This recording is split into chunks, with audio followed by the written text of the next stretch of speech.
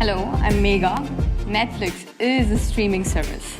So I want to take a moment and thank each and every one of you here for being awesome paying subscribers of Netflix. I think that was a little over the top. And I think I need to work on my delivery of that, but moving along. Netflix is also a studio. Netflix has worked hard over the past few years to bring a lot of original shows to you that you love to watch.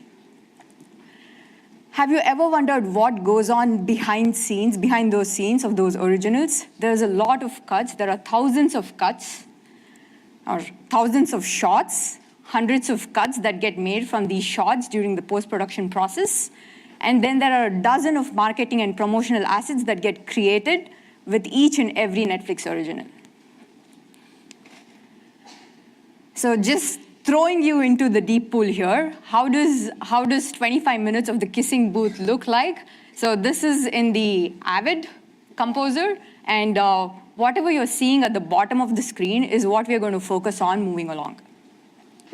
So this is a 1.5-hour movie, and if you deconstruct how it would look, how a 1.5-minute trailer would look, this is in the Final Cut Pro. And whatever you see at the bottom again is what we are going to focus on. So both of these constructs are called timelines. And for every movie and every trailer, we form these timelines in softwares called Avid and Final Cut Pro, and we render it. So deconstructing what a trailer looks like, you have a bunch of video clips from multiple episodes within a season. You add certain graphics. Here you would want to localize, add some, if it's Korean or English, so depending upon the country, you would have different graphics. And some branding. So you would want to add ratings logos or Netflix logo in different languages also. So you would add those, you would add overlays, and then you add those respective subtitles and audio, and you would render it. So what we just talked about, the bottom part is called EDLs, and I'm here to provide you an engineer's perspective on EDLs. So when I started working on this project, I kept hearing the term EDLs being passed around in the meeting without knowing what exactly it was, and this is my journey through it. There are a lot of people at Netflix who have a lot of opinions about EDLs, and I'm fortunate enough to have heard all of those opinions, and I'm here to present my perspective. What is an EDL? EDL is an edit decision list. So you have a bunch of sources, and you want to make edits out of them. Okay, so that's pretty easy. Now you want to arrange those edits in a certain way. So the arrangement of your edits is called a timeline. The portion of those edits are called clips, and associated with each of the timeline and the clips are in and out markers. So if you have, say, source 1, and you want to pick out the first 3 minutes of that source, and you want to place it in the 10th minute of your timeline, this is how your edit would look. So we are kind of data modeling here, right? And now you have a different source, you want to pick something from there, and you have a couple more sources, and this is how it builds. Now, what exactly is the information that the EDL is trying to convey? EDLs are the blueprints that tell you how to put your media resources together to finally make a movie. And deconstructing what we just had, you could maybe have a base layer, say that's an English language trailer, and you want to add some Netflix and ratings overlay images on top of it, and you have graphics which are localized for each and every country you want to do this. So we have dozens and dozens of trailers that gets released with respect to every country. So you would have like 30 of these requests. And you collapse them all together, and you would do a final render. Where does these get rendered? EDLs exist along with something called nonlinear editing systems. And nonlinear editing systems can have one or more of these functionalities. The first one is edit decisions, so which is like you should be able to do that. So NLEs, you can output EDL as a part of an NLE.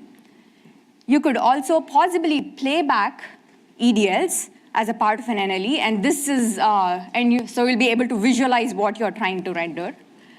You would be able to add graphics and effects, and sometimes even visual effects, and with this, you either get another EDL out, or you get a bunch of frames out. The most important functionality is actually rendering. So you have the EDL ready to go. You remember the first two big screens of Avid and Final Cut Pro. So this is what we finally want out of it, a movie rendered out. And the last one, which is really difficult, is EDL management. So you have a bunch of, so as in, say I'm an editor and I'm making different cuts of the movie every day, and I want to know, and I want to convey the information of what changed between every cut every day so that everybody else on the crew knows what's going on. So that, say, the visual effects person knows that they need to go fix something, or the AV sync person knows that they need to go change something, and the subtitle person knows that they need to go move the subtitle by a couple of frames, So EDL management is a very big space that we are beginning to look into. And EDLs and NLEs coexist together. One of the most famous, earliest EDL is called CMX 3600. And this was actually introduced along with the tape. So even before the digital era, when your movies were made on tape, and you had to actually cut and assemble and kind of flatten timelines together. So that was what CMX 3600 was for. The most prosumer tools, professionally used tools right now, are Final Cut Pro and advanced authoring format. Those are the EDLs, which are associated with its own NLEs. So, and there are a bunch of others where FCP XML is supported by Adobe Premiere to do After Effects. It's like, so there is some standard in EDLs, and there is some standard in NLEs, and there is like a mix and match going on right now. And even after all this, this is how it eventually looks. A person is sitting in front of a computer, having downloaded all the sources that is necessary to do those cuts, and actually working and rendering those timelines. With all this, I think what we get worried about is scale and security. Netflix is producing lots and lots of originals per year, and how do you actually scale all of these processes to work with the number of originals that you're producing? Obviously, we can hire more people and hire more editors and pay more and get more softwares to do these things. But first, is there something better that we can do? So this is where I would think of the analogy of PT Cruiser from Ben yesterday. So is there a way to unify the EDL format? So there is a lot of communication happening between different systems in the post-production process pipeline, but there isn't a way to actually unify all of them together. There is some sort of a common denominator going on, but there isn't an effort to actually put it all together into one and manage it in a unified way. Open Timeline IO, I think, is headed by Pixar, and I think it started maybe in 2015, where they're actually addressing this effort to put it, to see if there is a common way to put it all together. But they're not looking at it from like a unifying perspective yet. They're thinking of it as an interchange format. So they're writing adapters between FCP XML and OTIO, between AAF and OTIO. So that's how they're addressing this. But there isn't a unified format yet. The other space that we obviously want to look at is rendering in the cloud. We have been, it's like Netflix is leading in its efforts on having a parallel encoding pipeline in the cloud, right?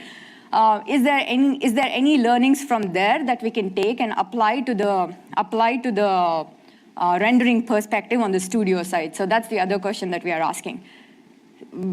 With rendering in the cloud, I think we'll also address the security issues. Right now, as an editor, if I'm sitting down on my computer and I'm responsible for a particular show, I have to download all the shots associated with that show onto my desktop computer, and now I'm responsible for guarding those and not leaking those. So it's a huge responsibility as an editor to take care of those edits. So if we actually move the rendering into the cloud, I think we'll be able to address these issues as well. Rendering into the cloud you can also think of it in two different ways. When you have multiple requests for multiple languages, obviously we can do batching so that we can send one request to one cloud instance, which is running that software. Or given a single request, is there a way to chunk even for rendering purposes? And some of the NLE systems are in the cloud even today, but what they use is no chunking. So there is no sort of chunking going on, and so you have to really think about the memory usage, the disk usage, the number of tracks in your timeline, how long is your movies, and allocate the right amount of resources to your cloud instance to actually render the whole movie. But if there are different ways to chunk and address those concerns, that would be really helpful. One of the things that we can do is do a fixed chunking. It's like every few hundred frames, I'm going to chunk and then render whatever is in that chunk. Here, the logic of chunking is really simple. But the rendering logic is complex because now you have to take care of the gaps within each track in the timeline. The other one to do is like temporal difference, where you chunk every time you know that that your timeline is different temporally.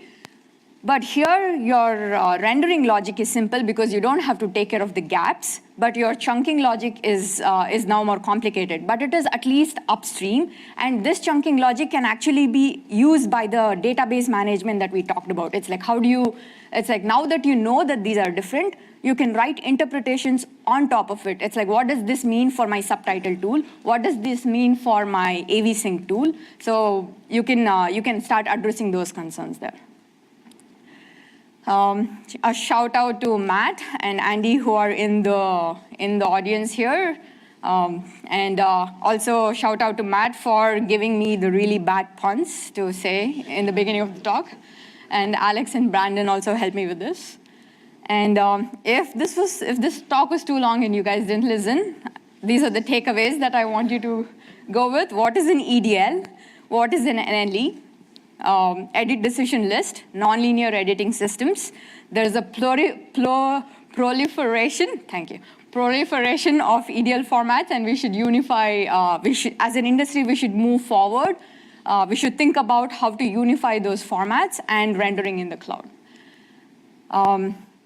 Apparently, Netflix has cracked the formula of getting a movie together. So media resources plus EDL equals to a movie. It seems so simple, but now we are thinking about how to manage timelines like a Git repository.